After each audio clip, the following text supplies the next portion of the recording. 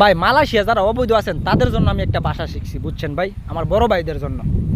এই ভাষাটা শিখছি আমার বড় ভাইয়ের কাছ থেকে, নাম হচ্ছে ইমরান, নামটা বইলা দিলাম।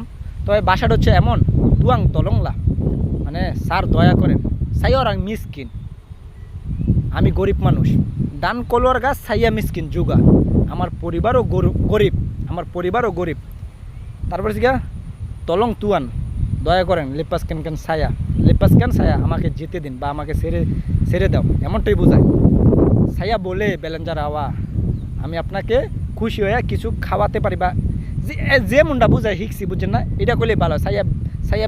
ছায়া বলে বেলেঞ্জার আওয়া, আমি আপনাকে খুশি হয়ে দিব, খুশি হয়ে খাওয়াবো, এমনটাই বোঝায়।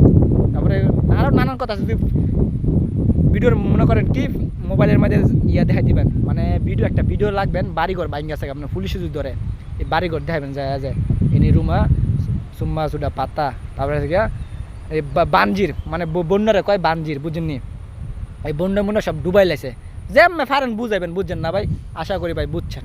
ধন্যবাদ।